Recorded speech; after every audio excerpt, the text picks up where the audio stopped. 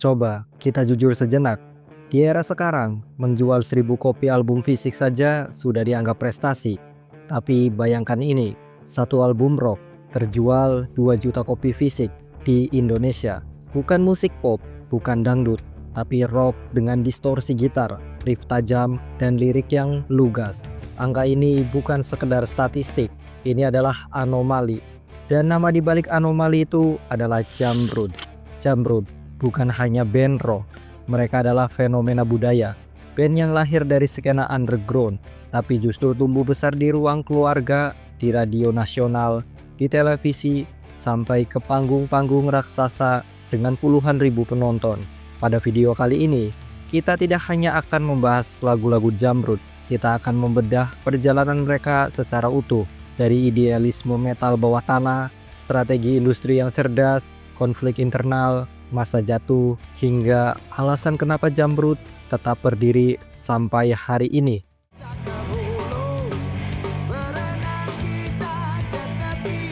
Sebelum nama Jamrud dikenal luas, mereka adalah Jamrock, sebuah band thrash metal dari Jawa Barat yang hidup dan bernapas di skena underground akhir tahun 80-an dan awal 90-an.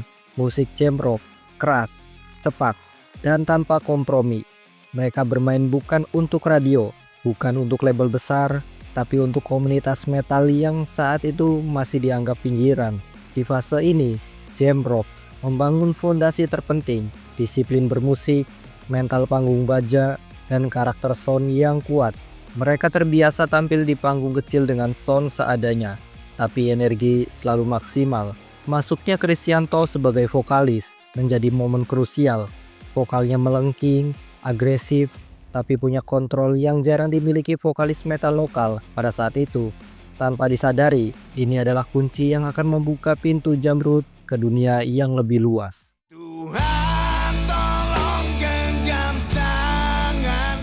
Perjalanan Jamrud berubah drastis ketika mereka bertemu Log Zelebor, sosok produser legendaris yang dikenal punya insting tajam membaca arah pasar tanpa mematikan idealisme musisi. Log tidak datang untuk mengubah Jamrock menjadi band pop. Yang dia lakukan justru lebih cerdas, merapikan struktur, menyederhanakan konsep, dan membuat musik mereka lebih komunikatif.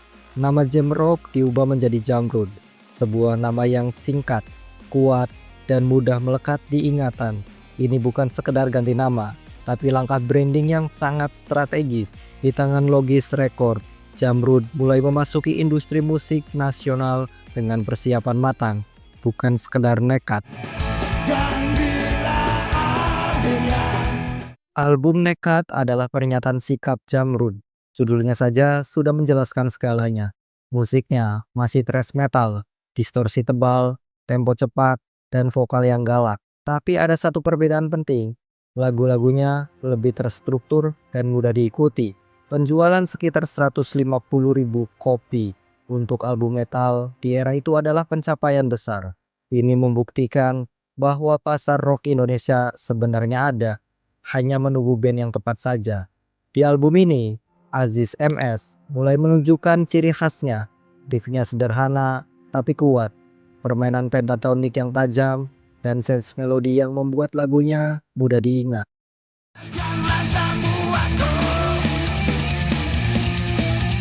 Lewat album Putri dan Terima Kasih, Jamrud menemukan identitas paling kuat mereka. Musik tetap keras, tapi liriknya turun ke bumi, membahas kehidupan sehari-hari, cinta, kenakalan, dan realitas sosial dengan bahasa yang santai.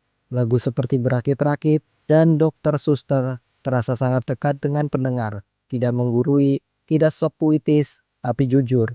Disinilah Jamrud benar-benar menembus arus utama. Mereka bukan lagi band metal, tapi band rock nasional.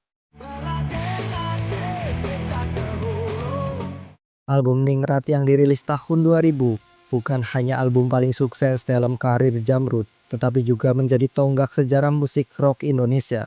Pada titik ini, Jamrud tidak lagi sekedar band populer, mereka telah menjadi simbol generasi. Keberhasilan Ningrat tidak datang secara kebetulan. Album ini menunjukkan kedewasaan musikal Jamrud.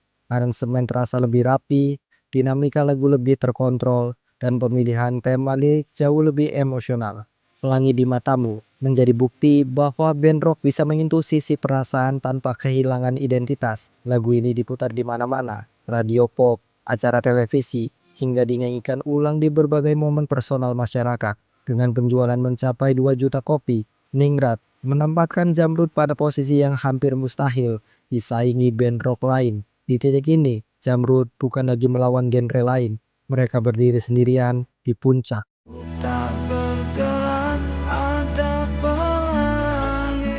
Kesuksesan Ningrat berlanjut lewat album Sydney 090102. Album ini menegaskan status Jamrud sebagai band rock terbesar di Indonesia pada awal 2000-an. Tur padat, jadwal manggung yang hampir tanpa jeda, serta ekspektasi publik yang terus meningkat perlahan menjadi tekanan tersendiri. Jamrud hidup di tengah euforia, tetapi juga kelelahan. Di fase ini, Jamrud benar-benar menjalani kehidupan rockstar. Namun, kehidupan seperti ini menuntut harga yang mahal, waktu, energi, dan keseimbangan personal.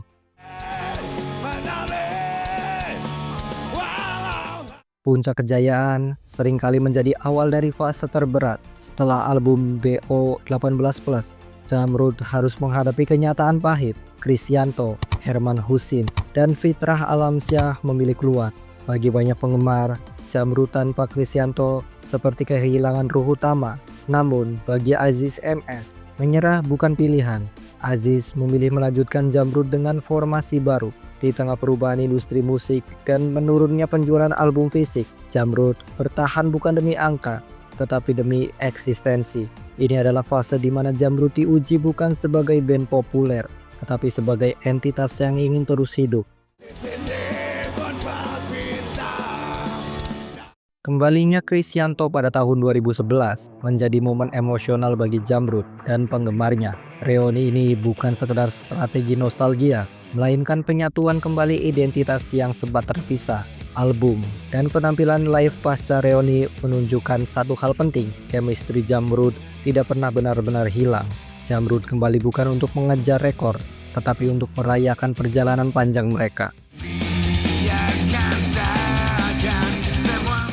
Warisan Jamrud tidak hanya tercermin dari angka penjualan atau lagu hits. Mereka mewariskan keberanian untuk berevolusi tanpa kehilangan kejujuran bermusik.